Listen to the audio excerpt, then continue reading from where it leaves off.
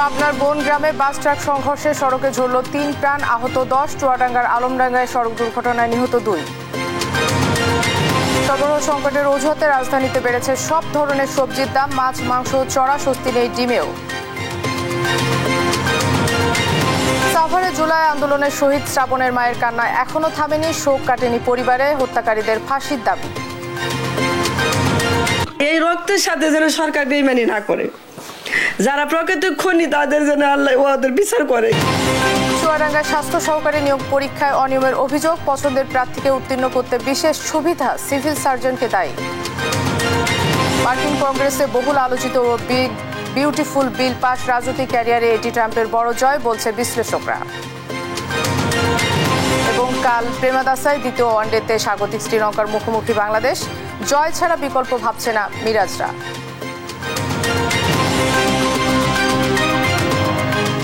দেখছিলেন শিরোনাম সংবাদ দুপুরে, আপনাদের সঙ্গে আমি আছি মনস সাদাত। এবার বিস্তারিত। পাবনা ও চুয়াডাঙ্গায় আলাদা সড়ক দুর্ঘটনায় ২ মোটরসাইকেল আরোহী সহ ৫ জন নিহত হয়েছেন, আহত হয়েছেন আরও ১০ জন। শুক্রবার সকালে পাবনার সাথিয়ায় পাবনা ঢাকা মহাসড়কের পূর্ব বনগ্রাম এলাকায় পাবনা এক্সপ্রেস বাসের সঙ্গে ঢাকাগামী ট্রাকের মুখোমুখি সংঘর্ষ হয়। এতে ঘটনাস্থলে ৩ জন নিহত হন, আহত হন আরও ১০ জন। তাদের নেওয়া হয়েছে স্থানীয় হাসপাতালে। তাদের মধ্যে বেশ কয়েকজনের অবস্থা আশঙ্কাজনক। এদিকে চুয়াডাঙ্গার আলমডাঙ্গায় সড়ক দুর্ঘটনায় ২ মোটরসাইকেল আরোহী নিহত হয়েছেন। স্থানীয়রা জানান, রিয়াদ ও পলাশ রাস্তার পাশে অজ্ঞাত অবস্থায় পড়েছিলেন। পথচারীরা দ্রুত তাদেরকে আলমডাঙ্গা শহরের আল মদিনা ক্লিনিকে নিয়ে গেলে চিকিৎসক তাদের মৃত ঘোষণা করেন। স্থানীয়দের ধারণা, পেছন দিক থেকে কোনো দ্রুত গতির যান তাদের চাপা দেয়।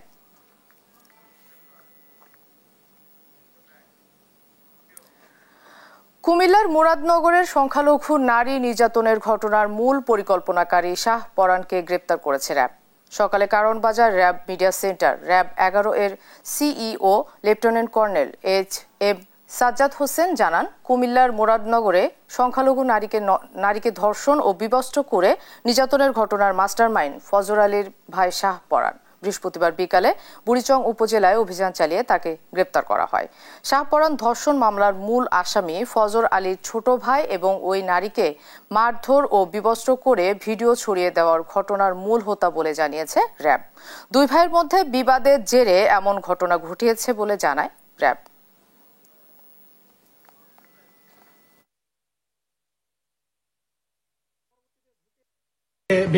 ধর্ষক সহকারে ৪ জন উত্ত্যক্তকারী, ৪ জন মবের সদস্য এবং যে প্রধান পরিকল্পনাকারী গতকাল আমরা তাকে অ্যারেস্ট করেছি। তদন্তে আরো বেরিয়ে আসবে। আমরা তো গতকাল তাকে অ্যারেস্ট করেছি, আরো জিজ্ঞাসাবাদ করে ভিতরে কি ঘটেছে, তাদের মধ্যে কি সম্পর্ক ছিল, সেটা আসলে তদন্তে বেরিয়ে আসবে। দেখুন, অপরাধ তো অপরাধী, সে রাজনৈতিক আর নর্মাল কোন কি কাজ করে সেটা নিয়ে আমরা এখানে রাজনৈতিক প্রেক্ষাপটটা নিয়ে, হ্যাঁ, শাহপরানের বিষয়টা যেটা বলেছেন এটা আমরাও শুনেছি। ফজর আলীর বিষয়টা, শাহপরানের বিষয়টা এখন পর্যন্ত এরকমই হয় নাই। সে একজন নর্মাল সিএনজি চালক ছিল, অটোরিকশা চালক ছিল, এরকম আমাদের কাছে তথ্য রয়েছে, বাট তার সাথে রাজনৈতিক সংশ্লিষ্টতার কোনো বিষয় আমরা পাইনি। ঢাকার কাঁচা বাজারগুলোতে বাড়তি উত্তাপ ছড়াচ্ছে সবজির দাম। সপ্তাহ ব্যবধানে কেজি প্রতি ১০ থেকে ৩০ টাকা পর্যন্ত বেড়েছে কিছু সবজির দাম। ঈদের পর থেকে চালের দামও বেড়েছে ১০ থেকে ১২ টাকা পর্যন্ত। এর পেছনে বিক্রেতার দায়ী করছেন সিন্ডিকেটকে, তবে উৎপাদন ও সরবরাহ সংকটকেও দুষছেন তারা। ফাহিম ইউসুফের রিপোর্ট। ঢাকার বাজারে আবারও নিত্যপণ্যের দামে অস্থিরতা। সবজি, চাল ও মাছের বাজারে লেগেছে বাড়তি উত্তাপ।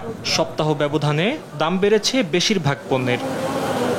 সবজি বাজারে গাজর ও টমেটোর কেজি ১৩০ টাকা ছুঁয়েছে, যা গত সপ্তাহে ছিল মাত্র ৭০ থেকে ৮০ টাকা।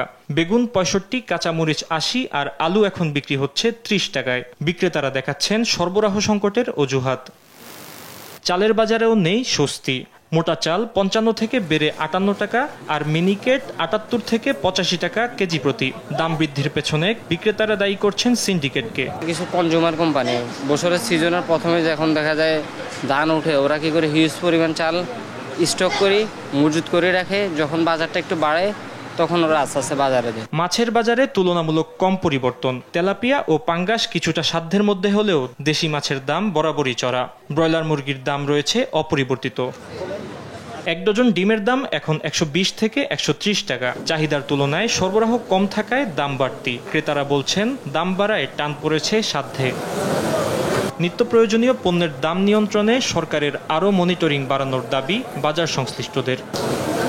ফাহিম ইউসুফ, দেশ টিভি, ঢাকা। ঢাকায় জীবিকার তাগিদে কিংবা ভাগ্য বদলের আশায় প্রতিনিয়ত দেশের বিভিন্ন প্রান্ত থেকে ছুটে আসছেন নিম্ন আয়ের মানুষ। আত্মীয় স্বজন কিংবা পরিবার পরিজন না থাকায় ইট পাথরের যান্ত্রিক এ নগরে অনেকেরই স্থান হয় ফুটপাত, বাস টার্মিনাল কিংবা রেল স্টেশনে। রোদ বৃষ্টি ঝড়ে তাদের ঠাঁই হয় খোলা আকাশের নিচে। ছিন্নমূল এসব মানুষের জীবনচিত্র তুলে ধরছেন সাদ আহমেদ। জীবন নিয়ে কত শত অভিযোগ আমাদের। প্রাপ্তি অপ্রাপ্তির হিসেব কষতে কষতে বিষণ্ণতায় ডুবে যাওয়া মানুষগুলোর কাছে উদাহরণ হতে পারে পলিথিন মোড়ানো এই মানুষটি। ঢাকা শহরে এরকম হাজারো মানুষ রয়েছে যাদের মাথা গোজার ঠাইটুকু পর্যন্ত নেই, যাদের ঘুমোতে হয় রোদ বৃষ্টি ঝড়ে এই রাস্তায় কিংবা ফুটপাতে। রাত তখন প্রায় 2টা। সারাদিনের কর্মব্যস্ততা শেষে আপনি আমি যখন নরম কোনো বিছানায় গভীর ঘুমে, তখন ভারী বৃষ্টিতে পলিথিন মুড়ি দিয়ে খোলা আকাশের নিচে ঘুমিয়ে আছে কিছু মানুষ, যাদের কোনো পরিচয় নেই। পরিচয় একটাই, তারা ভাসমান। কাজের সন্ধানে শহরে আসা এসব মানুষগুলো আশ্রয়হীনের পাশাপাশি বঞ্চিত বেশিরভাগ মৌলিক চাহিদা থেকেও। গাড়ির প্রচণ্ড শব্দ তাদের ঘুমে ব্যাঘাত ঘটাচ্ছে না, কারণ ছিন্নমূল মানুষগুলো সারাদিনের হাড় ভাঙা খাটুনির পর ক্লান্তির ঘুমে আচ্ছন্ন। সোডিয়াম বাতির রাতের শহরে রয়েছে হাজারো মানুষের জীবিকার লড়াইয়ের ভিন্ন গল্প। পুরো শহর যখন ঘুমিয়ে যাওয়ার প্রস্তুতি নেয়, তখনও জেগে থাকে কিছু মানুষের স্বপ্ন। রাতের আলোতেই বেঁচে থাকার গল্প বুনে তারা। তাদের একজন মনু মিয়া। সকালে তাকে মহাজনকে জমা দিতে হবে ভাড়া, তাই পেটের তাগিদে বৃষ্টির মধ্যেই রিক্সা নিয়ে বের হয়েছেন তিনি। কাস্টমারই নাই বৃষ্টির কারণে কে বেরিব কোন বাইরে কি করব, মহাজনের জমা আছে, নিজের পেট আছে, বাল বাচ্চা আছে না। এই যে কেবল বাইরে 2 খেপ মারছি, চালামো সকাল 12টা পর্যন্ত। ভাগ্য বদলের আশায় হবিগঞ্জ থেকে ছুটে আসা চা বিক্রেতার জীবনের গল্পটাও মনু মেয়ার মতো। রাতে বেশিরভাগ দোকান বন্ধ থাকায় কিছুটা বাড়তি বিক্রির আশায় সারা রাত ফুটপাতে বসে চা বিক্রি করেন তিনি। আর তো একটু ইনকাম বেশি হয়, বেচা কিনি হয় ভালো। কষ্ট তো হইব, কষ্ট ছাড়া কোনো আর কাজ নেই। ঢাকা শহরে ভাসমান মানুষের সংখ্যা সুনির্দিষ্টভাবে জানা না গেলেও ঢাকা বিশ্ববিদ্যালয়ের একটি গবেষণা বলছে রাজধানীতে ভাসমান মানুষের সংখ্যা প্রায় 1.5 লাখ। ভাঙাগড়ার দুনিয়ায় ধনী গরিবের বৈষম্য দূর হয়ে সবার জন্য তৈরি হবে নিরাপদ ও ন্যূনতম সম্মান নিয়ে বেঁচে থাকার নিশ্চয়তা, এমন প্রত্যাশা সবার। সাদ আহমেদ, দেশ টিভি, ঢাকা। রাজধানীতে আশঙ্কাজনক হারে বাড়ছে ছোঁয়াচে জ্বরে আক্রান্তর সংখ্যা। এ নিয়ে আরো জানাতে ডিএনসিসি কোভিড হাসপাতাল থেকে যুক্ত হচ্ছেন আমাদের সহকর্মী AH হিমেল। হিমেল, রোগীর সংখ্যা কেমন দেখছেন? ছোঁয়াচে জ্বর নিয়ে চিকিৎসকরা কি বলছেন? মহাখালীর যে ঢাকা উত্তর সিটি কর্পোরেশনের যে হাসপাতাল আছে, অর্থাৎ ঢাকা উত্তর সিটি কর্পোরেশনের কোভিড-19 যে হাসপাতাল আছে মহাখালীতে, সেখানে আমি এই মুহূর্তে আছি। এখানে আমরা যেটা দেখতে পাচ্ছি যে ডেঙ্গু রোগী যারা আছেন এবং বিশেষ করে সাধারণ জ্বর এবং ডেঙ্গু এবং চিকুনগুনিয়ার মতো যে রোগ, সেইগুলো কিন্তু খুব বেশি বেড়ে চলেছে এই সময়টাতে। এবং ঠিক আমি এই মুহূর্তে ডেঙ্গুর যে ওয়ার্ড আছে সেই ওয়ার্ডে অবস্থান করছি। এখানে আমরা কিন্তু বেশ রোগী লক্ষ্য করতে পেরেছি এবং আমরা তাদের সাথে কথা বলেছি। তারা যেটি বলছেন যে তারা প্রতিনিয়তই এই ডেঙ্গুতে আক্রান্ত হচ্ছেন এবং এই হসপিটালে ভর্তি হয়ে এবং তারা চিকিৎসা নিচ্ছেন। এখানকার যে কনসালটেন্ট আছে, ওনার সাথে কথা বলার পর যেটি জানতে পারি, উনি যেটি বলছেন যে যেহেতু প্রতিনিয়ত বৃষ্টি হচ্ছে এবং সে কারণেই কিন্তু ডেঙ্গুর প্রকোপটা বেশি লক্ষ্য করা যাচ্ছে এবং তারা তাদের সাধ্যমতো কিন্তু তারা চিকিৎসা দিয়ে যাচ্ছেন এই হসপিটালগুলোতে। এবং এখানকার কনসালটেন্ট আরেকটি বিষয় আমাদেরকে জানিয়েছেন, করোনার যে পরিসংখ্যান, অর্থাৎ 2025 সালে যে করোনার আক্রান্ত হচ্ছে, সেই করোনার আক্রান্তের সংখ্যা কিন্তু দিন দিন বেড়েই চলেছে। আপনি জানেন যে 2025 সালে 589 জন কিন্তু করোনা ইতিমধ্যে আক্রান্ত হয়েছে এবং 23 জন কিন্তু ইতিমধ্যে মৃত্যুবরণ করেছেন। আমরা সর্বশেষ যেটি জানতে পেরেছি, গত 24 ঘন্টায় 27 জন রোগী কিন্তু করোনায় আক্রান্ত হয়েছেন। তেমনটাই কিন্তু আমরা এখানকার কনসালটেন্টের কাছ থেকে জানতে পেরেছি। আমরা এখানকার যে ওয়ার্ডের যে রোগী আছেন এবং রোগীর সাথে যারা এসেছেন স্বজন, তাদের সাথে একটু কথা বলার চেষ্টা করব। আপনি জানাবেন আপনি কাকে নিয়ে আসছেন এবং এই মুহূর্তে রোগীর কি অবস্থা এবং কেমন চিকিৎসা পাচ্ছেন আপনারা? আমার 22 তারিখ নিয়ে এসেছি, আমি জ্ঞানগঞ্জে ঢাকা জ্ঞানগঞ্জে আসছি আজকে 6 দিন ধরে। রোগীর অবস্থা এখন ভালো চিকিৎসা পাচ্ছি, এখানে অনেকই ভালো। কি হয়েছিল? ডেঙ্গু জ্বর হয়েছিল। ডক্টর এই মুহূর্তে কি বলেছে, আপনারা কবে রিলিজ পাচ্ছেন? কালকে রিলিজ পাবো, আল্লাহর মধ্যে ভালো আছে। উনি যেটা বলছিলেন যে ওনার স্বজনকে নিয়ে আসছিলেন এবং আগামীকালকে হয়তো ডক্টর রিলিজ দিবে, তেমনটাই কিন্তু উনি বলার চেষ্টা করলেন। এখানকার সার্বিক অবস্থা যদি বলি, কিছু অভিযোগও কিন্তু আমরা পেয়েছি। সেই অভিযোগগুলো আর কিছু টেস্ট কিন্তু জ্বরের অর্থাৎ ডেঙ্গুর যে কিছু টেস্ট আছে সেই টেস্টগুলো থেকে কিছু টেস্ট কিন্তু বাইরে করতে হচ্ছে, এমনটাই কিন্তু এখানকার রোগীরা যারা আছেন তাদের স্বজনরা আমাদেরকে জানিয়েছেন, এই অভিযোগগুলো কিন্তু দিয়েছেন। রাজধানীর উত্তর সিটি কর্পোরেশনের কোভিড-19 হাসপাতাল থেকে আমার কাছে এই ছিল সর্বশেষ তথ্য। মনা। হিমেল, আপনাকে ধন্যবাদ। দর্শক, রাজধানীর ডিএনসিসি কোভিড হাসপাতাল থেকে ছোঁয়াচে জ্বরের খবর জানাচ্ছিলেন আমাদের সহকর্মী হিমেল। জুলাই গণঅভ্যুত্থানে গণহত্যার দায়ে আওয়ামী লীগের বিচার, সংস্কার, ভারসাম্যপূর্ণ দেশ গঠনের পরিকল্পনা, ঝুলে থাকা তিস্তা মহাপরিকল্পনা বাস্তবায়ন সহ বিভিন্ন দাবিতে রংপুর জেলা স্কুল মাঠে জামায়াতের মহাসমাবেশে নেতাকর্মীরা আসতে শুরু করেছেন। শুক্রবার সকাল থেকেই বিভাগের বিভিন্ন জেলা ও উপজেলা থেকে নেতাকর্মী ও সমর্থকরা আসছেন। সমাবেশকে ঘিরে নগরীর বিভিন্ন প্রবেশ পথে নিজস্ব স্বেচ্ছাসেবকদের পাশাপাশি আইন শৃঙ্খলা বাহিনী তৎপর রয়েছে। এদিকে জামায়াতে আমির ডক্টর শফিকুর রহমান ও সদ্য কারামুক্ত নেতা এটিএম আজহারুল ইসলাম সহ কেন্দ্রীয় নেতৃবৃন্দ রংপুর পৌঁছেছেন। এ সমাবেশ থেকে নির্বাচনের বড় মেসেজ দেওয়া হবে বলেও জানায় জামাত।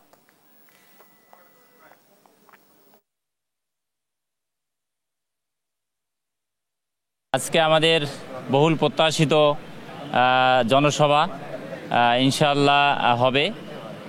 কিছুক্ষণের মধ্যেই আমাদের দেখা যাবে যে মাঠ পরিপূর্ণ হয়ে যাবে এবং আমাদের কেন্দ্রীয় মেহমান আমাদের আমিরে জামাত তিনি ইতিমধ্যে এসেছেন এবং সকল মেহমানবৃন্দ এসেছেন। আমরা আশা করতেছি আজকের এই জনসভা একটি স্বতঃস্ফূর্ত এবং সার্থক একটি জনসভা হবে ইনশাআল্লাহ। দীর্ঘ 17 বছর পর রংপুর অনুষ্ঠিত হচ্ছে জামায়াতের সমাবেশ। জেলা স্কুল মাঠে হওয়া সমাবেশকে ঘিরে নেতাকর্মীদের মাঝে দেখা দিয়েছে উচ্ছ্বাস। এ নিয়ে আরো জানাতে সমাবেশের স্থল থেকে সরাসরি যুক্ত হচ্ছেন আমাদের সহকর্মী রফিক ইসলাম। রফিক, সমাবেশকে কেন্দ্র করে নিরাপত্তা ব্যবস্থা কেমন দেখছেন আমাদেরকে জানাবেন।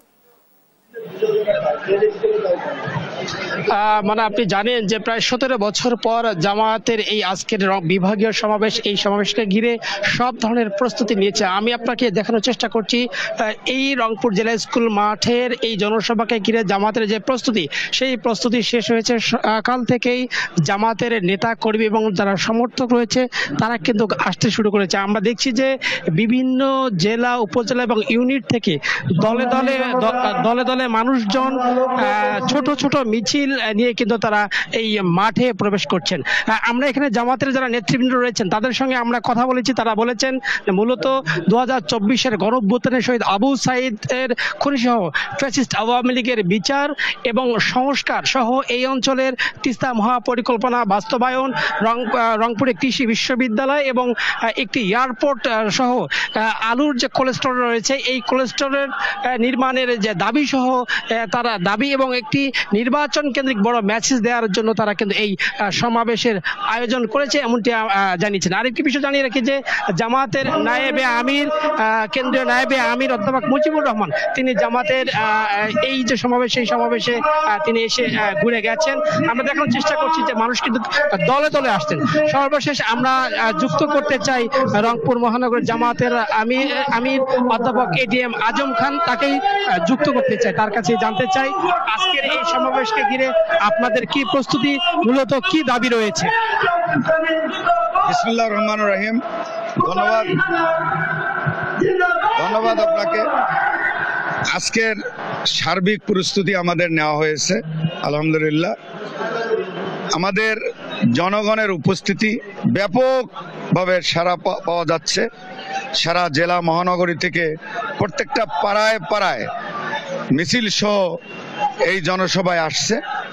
আর কারণটা আসলে মূলত ফ্যাসিস্টদের সময় কোনো রাজনৈতিক দল মত এরকম জনসভায় করতে পারতো না। এটা একটা জনগণের আশার একটা তরঙ্গ শুরু হয়েছে। দ্বিতীয়ত, আমাদের যে জনসভার সামনে রেখে যে জন্য আমরা জনসভা আহ্বান করেছি, 1 নম্বর 24-এর গণঅভ্যুত্থানে শহীদ আবু সাঈদের খুনিদের এবং ফ্যাসিস্টদের বিচার, প্রয়োজনীয় সংস্কার, নির্বাচনের লেভেল প্লেইং ফিল্ড তৈরি আমাদের প্রাণের দাবি, এই এলাকার জনগণের দাবি। 30টা মহাপরিকল্পনা বাস্তবায়ন, ইনসাফ এবং ভারসাম্যপূর্ণ একটি রাষ্ট্র গড়া। সেই সাথে সাথে রংপুরে এয়ারপোর্ট বড়ই প্রয়োজন। সরকারি আলিয়া মাদ্রাসা 3টা রয়েছে, কমপক্ষে 2টি সরকারিকরণ এবং কোল্ড স্টোর। এই কৃষি অধ্যাসিত এই এলাকা, কোল্ড স্টোরের পরিমাণ খুবই কম, যার কারণে চাষি এবং ব্যবসায়ীরা আর্থিকভাবে কষ্টে পড়েছে। আসলে এগুলোর সমাধান বড়ই প্রয়োজন। রংপুরের মানুষ আসলে আমরা উন্নয়নের দিক দিয়ে পিছিয়ে রয়েছি। রাস্তাঘাট সহ সার্বিক উন্নয়ন আমরা এই জনসভার মাধ্যমে আসলে পেতে চাই। মানে আপনি শুনছিলেন, কথা বলছিলেন এটিএম আজম খান। আপনি দেখছেন যে মানুষজন চলে আসছেন এখানে। যিনি প্রধান অতিথি জামাতের আমির ডাক্তার শফিক রহমান সহ অন্যান্য অতিথিবৃন্দ তারা ইতিমধ্যে রংপুরে এসে পৌঁছাচ্ছেন। নামাজের বাদেই এই সমাবেশের মূল যে আয়োজন সেটি শুরু হবে। নিরাপত্তার বিষয়ে শতভাগ নিশ্চিত করেছেন এখানকার আইন শৃঙ্খলা রক্ষাকারী এবং জামাতের নিজস্ব স্বেচ্ছাসেবক দল এখানে প্রস্তুত রয়েছে। মানা। রফিক, আপনাকে ধন্যবাদ। দর্শক, রংপুরে জামায়াতের সমাবেশ স্থল থেকে জানাচ্ছিলেন আমাদের সহকর্মী রফিক।